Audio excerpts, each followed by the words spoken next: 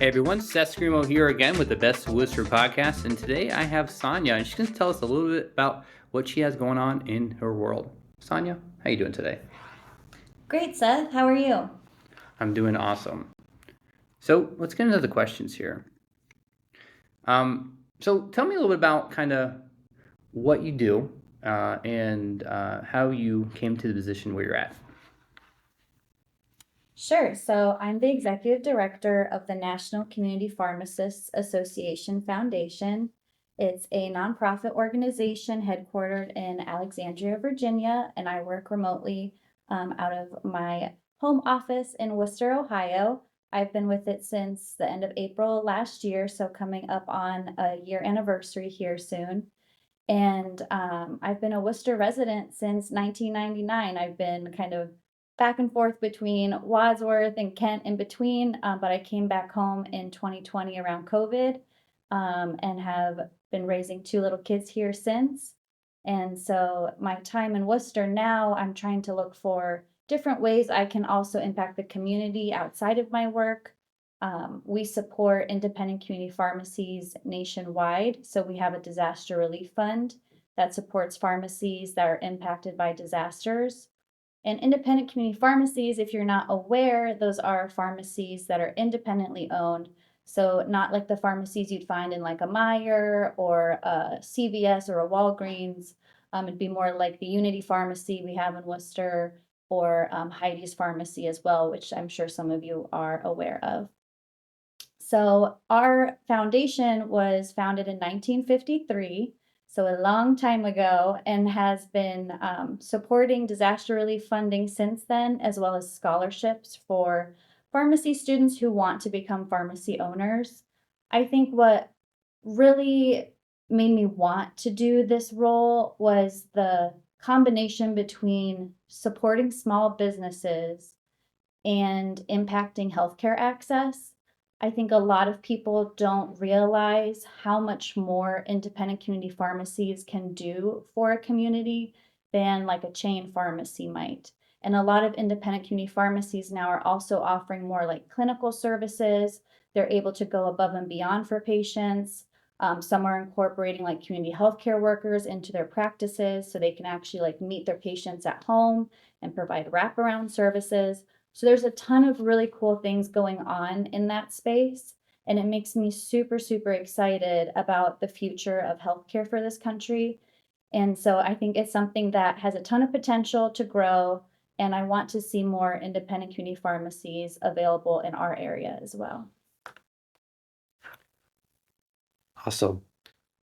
So what's been the most rewarding part of your work supporting these independent pharmacies? I think one of the most rewarding aspects is hearing about the different patients that are impacted by these pharmacies, especially when disasters happen. So, there was a pharmacy out in, I believe, Oklahoma that sustained a tornado. So the entire roof was blown off the building. They were out of commission for about a day and a half, but were able to reopen after that and move their location to a sister pharmacy that they had about an hour away. But their pharmacy staff ended up hand delivering all the medications to their patients. And the patients said that they were already trying to get through that tornado recovery on their own, with all of their personal things with their homes and such. And so it felt so good to know that their pharmacy was there for them and could at least make sure that they had their medications in a timely manner. We also saw, like with Hurricane Helene coming through Western North Carolina, a lot of pharmacies didn't have power. They were putting medications on mules to get them through the mountains to different patients. So there's a lot of really cool things like that happening across the country. And that I think makes me very, very excited to do my job every day. I also think what's really cool is seeing pharmacy students pursuing ownership actually attain pharmacy ownership and what those journeys are like. So all of that's been really fulfilling. No, definitely. I think we all have probably been impacted by some of the things that you just told. Curious though, what's something that some people misunderstand about community pharmacies? I think honestly, before I even got this position, I had a very skewed concept of what a pharmacy does, right? I would even go to just Rite Aid and I'd go there because it's convenient. Like you go through the drive-through, pick up your meds, and like I'm a fairly healthy person, so I don't need a lot of medication. If I need something quickly, I can go to the store real quick. So to me, like Rite Aid is kind of like a little store, like right by my house. Go in there, get out. But now knowing what independent community pharmacies do and the roles they play in community, I have now, like, for example, switched my preferred pharmacy to be Heidi's Pharmacy in Worcester. I also think we think of them just as prescribers of medication, but the reality is they're also checking to make sure that you, the patient, if they know other things about you, that the medication you're being prescribed isn't going to kill you. They actually make sure, right, that if there's something wrong with what your doctor is prescribing for you, that they're verifying with the doctor and saying, hey, did you really mean to dose this at this amount? Or, hey, is this medication really going to be best for the patient? Like, here's what I'm thinking. I feel like there could be some risk here. So that role that they play goes far beyond just dispensing medications. And I've seen other pharmacies too, where they will do additional like mental health services. They'll make sure to do blood pressure monitoring for you. So there's all kinds of like additional clinical services that they offer where you don't have to like go to an urgent care clinic. Like you can go to your pharmacy.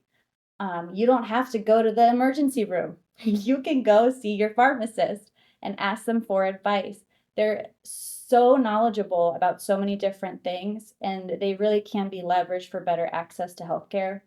And so I think that's something a lot of people don't know or understand.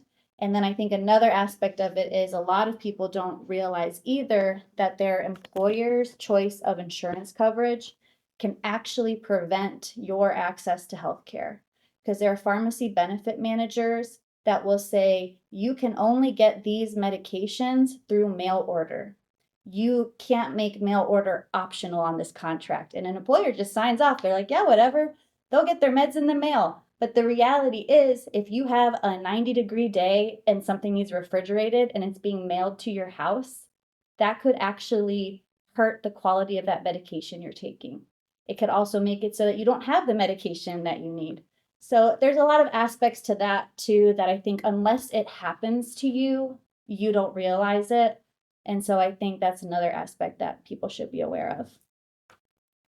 Yeah, I think having individual attention, especially when it comes to your healthcare, and if you are on medication, that's critical, right? And if someone can be there to make sure that medication that you are taking is the right thing, it's always good to have a second set of eyes per se. So you talked a little bit about, pharmacy students opening up their own, pharmacy. Can you share a story of a scholarship or a grant recipient who went on to do something, amazing? Yeah, actually, I recently interviewed someone for our podcast that'll be posted this next month. Joshua Tylis, he has two parents from Haiti, was living in Florida, was super, super involved in pharmacy school, received several scholarships from the NCPA Foundation. And because of all the connections he was able to make, all of the networking and mentorship that was available through the National Community Pharmacists Association, he was actually able to leverage that and find a pharmacy out in Forks, Washington, which, if you've watched Twilight, you'll know where Forks is. That's about the Team one thing Team going Jacob. for Forks. But it's a very, very small rural community. Okay. So he was like, okay, like, do I really want to take on pharmacy ownership straight out of pharmacy school, move my entire life out to the West Coast, and join this pharmacy group who's going to support me on my journey to pharmacy ownership? And so like he went out there, he met with the current pharmacy owners at the time, got a feel for the community, and was like, you know what? I think this is a good fit for me. And he said it was probably by far the best decision he had ever made. And so like our scholarship funds helped make that possible because he was able to go to a NCPA ownership workshop. So that's an in-person workshop that we try to support students to attend, because we want them to know you don't have to wait 10, 15 years and get pharmacy experience before owning your own store. You can do it right out of school. And so he actually gained that confidence from that ownership workshop, because he asked the question. He said, do I really need to wait 10 years to do this? And they said, honestly, if you do this, this, and this, you really could own a pharmacy after you graduate. And so he was like, okay, I'm going for it. And so, like, the stories like that, I think, are so cool, because it's those small connections you make, those small opportunities that open doors for you. And I think you just do need to just go for it. Yeah, I think a big thing is, people don't know what they don't know, right? Especially when I first started off in the fitness industry, I had this grand idea that I was gonna train the next LeBron James and just have one client. Then I realized, well, most of the athletes I'm working with, they don't have the money to work with me, right? So maybe I should change my direction here.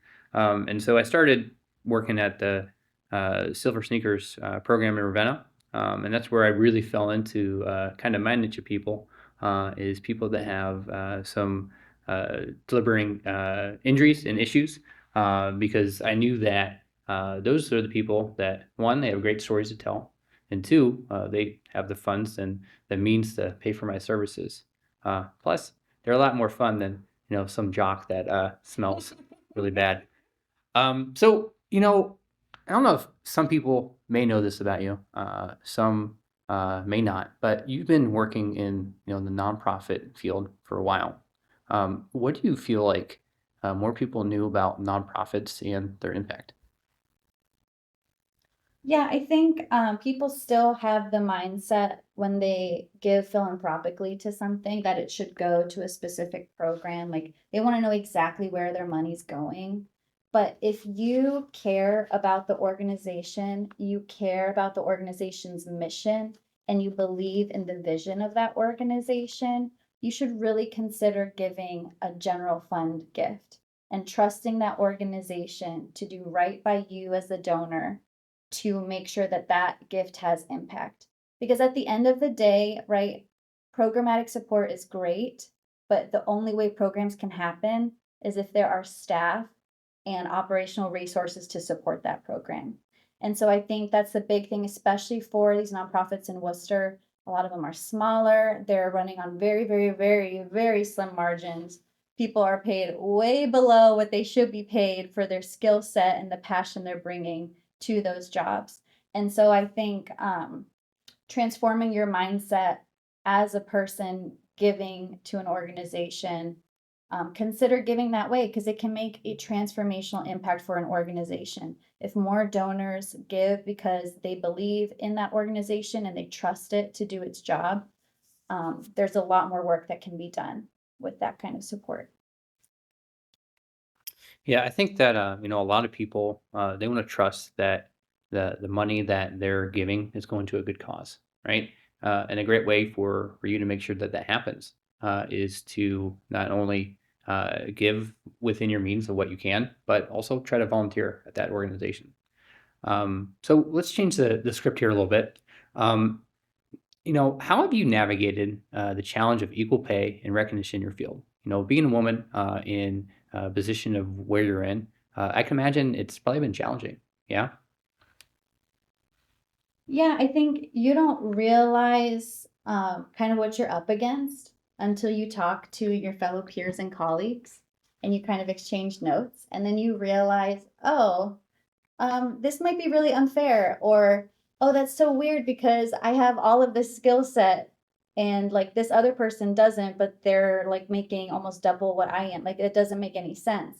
And so, like, when you start having those conversations with peers and colleagues, and honestly, whatever space you're in, it does lead to transformation and growth, because you as an individual will realize your worth, and you'll be able to say, okay, this might not be the best place for me because clearly this place is not valuing what I'm bringing to the table.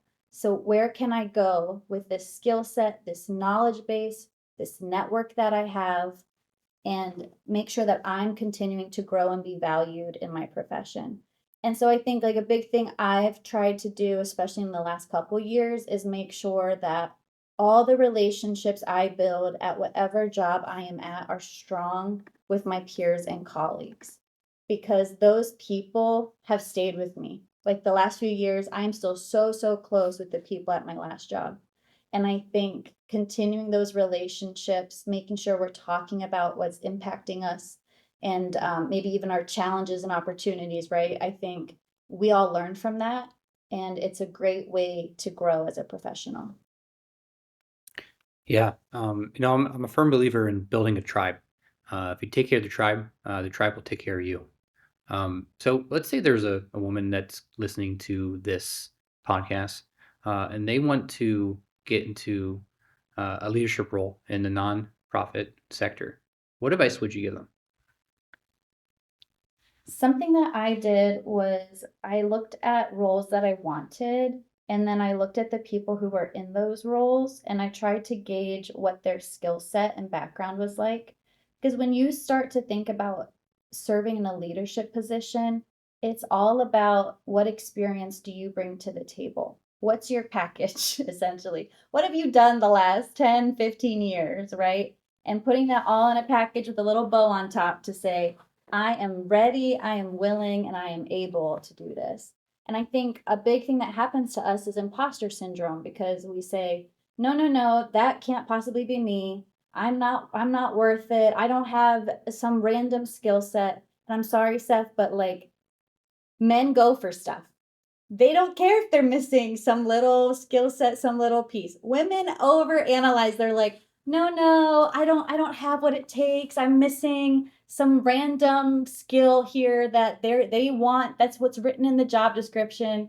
The reality is, you guys, if you see it, you want it, you like it, you go get it, okay? Do not let that set you back. And definitely ask for advice on, this is the kind of role I'm going for.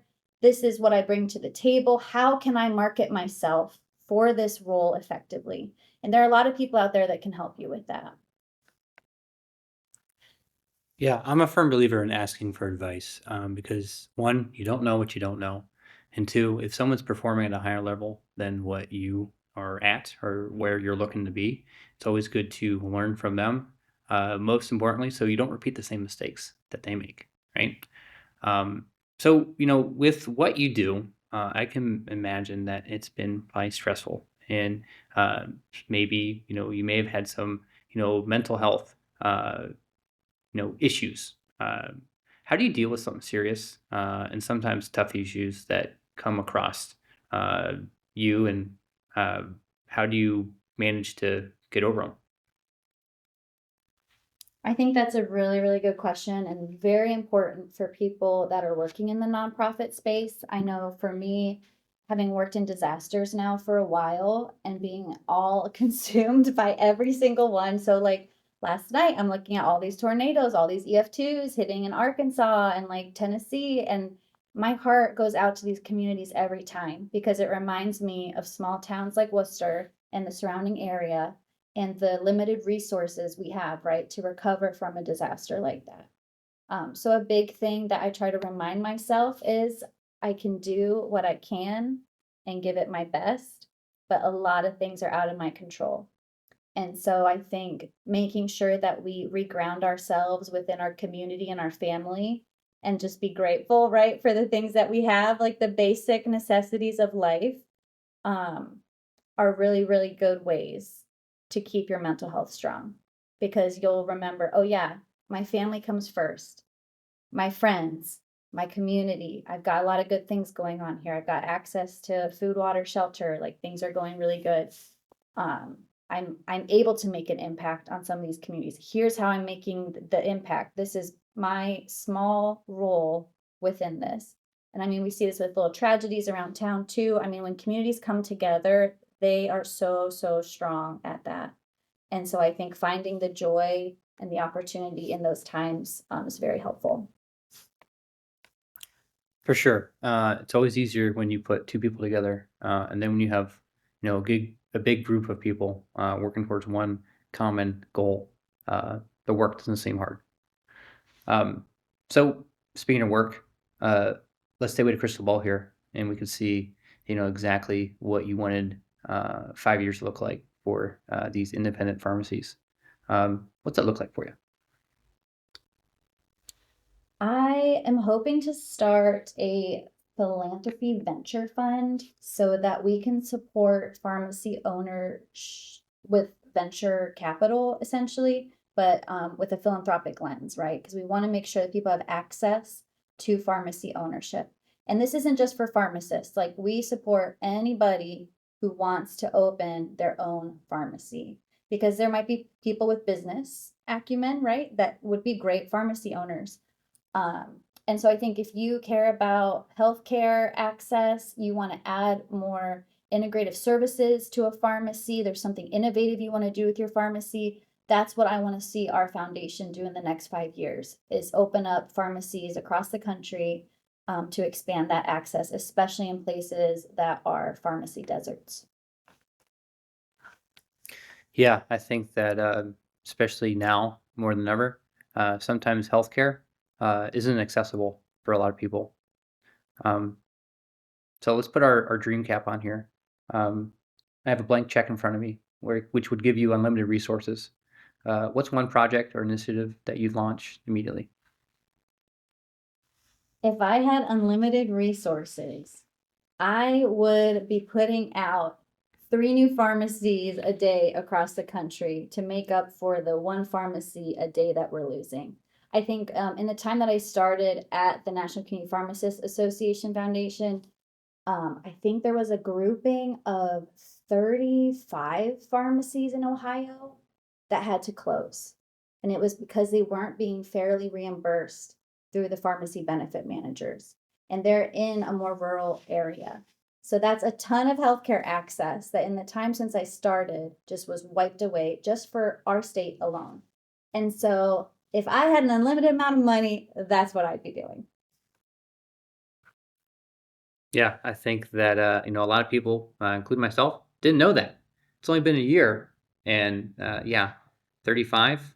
There's 35 communities that are not having the same access that we have here in Worcester, right down the street. We're lucky enough to have a lot of pharmacies here, but when you need the individual care, having an independent pharmacy definitely stands out, especially when they know your name, they know your kid's name, they know that your kids play sports. They know where you work. They know how stressful your job can be, right? So, what kind of impact do you hope to leave in your career? Well, back when I had a diary growing up, I was like, I want to save the world. And I think that's a little too pie in the sky, and I really don't want to like have that much responsibility. And now as a parent, I just think, especially getting through a pandemic and then becoming a parent and all of this, I just want a job that makes me be able to live comfortably, where I feel like I'm doing something good for the world, and where I can spend enough time taking care of my family and spending time with my family. That's what's most important to me. So, like, I don't want to make $1 billion. I don't want to be rich and famous. I just want to live a good life. And that's the goal. A great poet once said, "More money, more problems." Uh, so, who was your biggest mentor in the nonprofit world? I'd probably have to say Regine Webster. She was a VP at the Center for Disaster Philanthropy when I was there. She's still a mentor of mine. She's now doing like consulting work separately. But she inspired me to get my certified fundraising executive certification. And I remember I was talking about imposter syndrome a little bit ago. I was like, I don't have enough knowledge to do that certification. It's so expensive. There's no way I'm going to pass the test. Like, and I remember she asked me like 3 separate times, are you going to get the CFRE? Do you have your CFRE? Are you going to get? And I'm like, Jesus Christ. Okay, fine. Like, I will go do it. And you guys, I passed the test with flying Yeah. colors. Okay, like it really wasn't as bad as I thought it would be. But I'm so grateful to her for believing in me and saying like, no, like you've got it. You should go do it. I would not be where I am today if she hadn't done that. Which that leads me to my next question here: is what's the best piece of career advice you've ever received?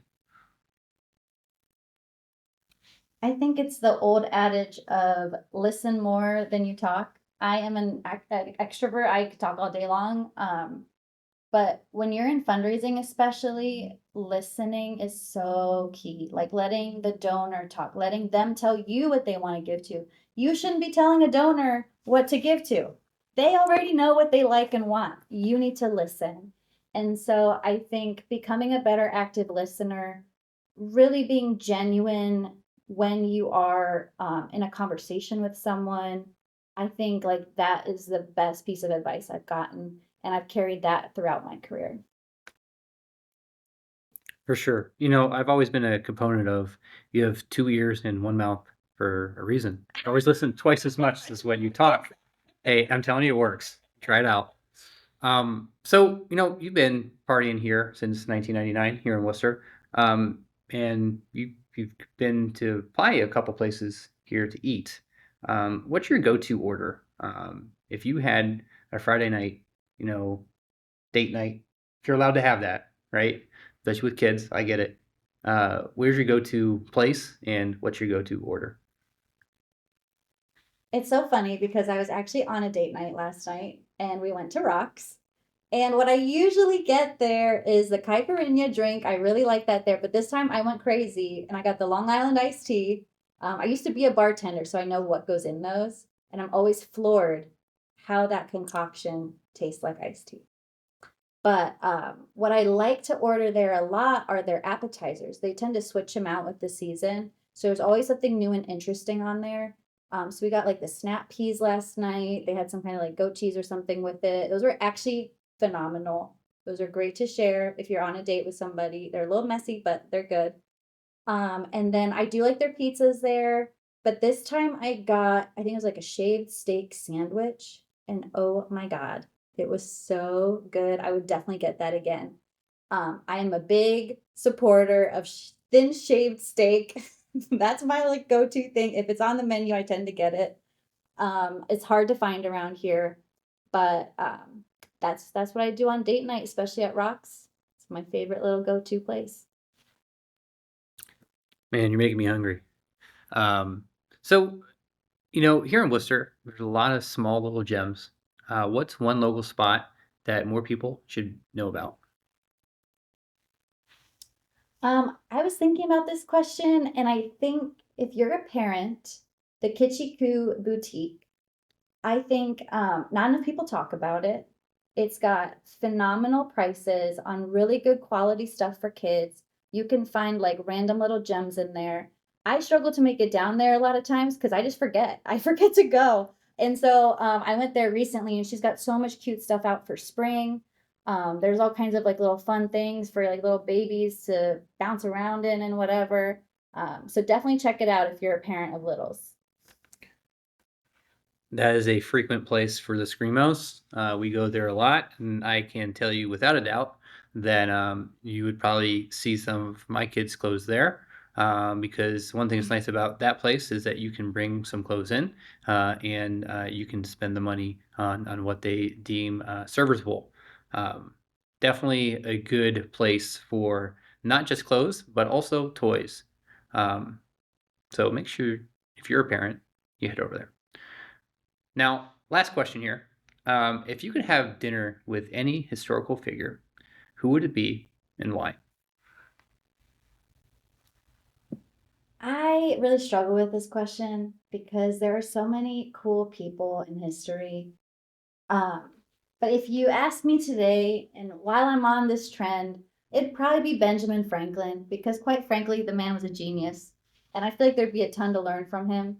I don't know if you guys have heard of this, but it's called the Benjamin Franklin effect. And it's like if you ask someone to do you a favor, they think more favorably of you. And honestly, you guys, it works. That's also a good fundraising tactic. If you're not sure how to approach someone, figure out something you can ask them to do for you.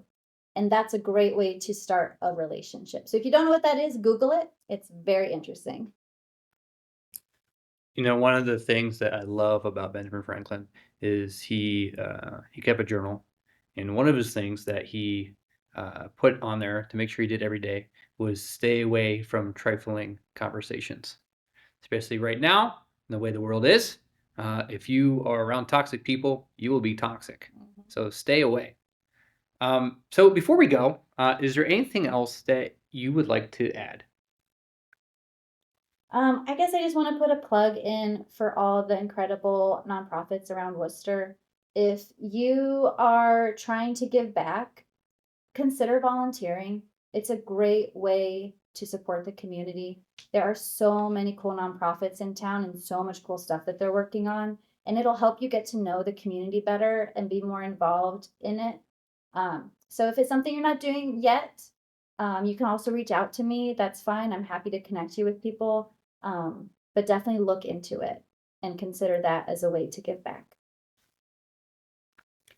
Awesome. Well, thank you for being on the show today. It's good to know that we have someone that is taking care of these independent pharmacies and making sure that some people who do not have access to uh, their medication when disaster does strike, that they have a voice.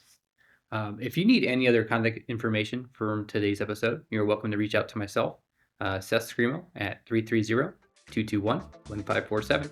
Thank you. Have a great day. Bye.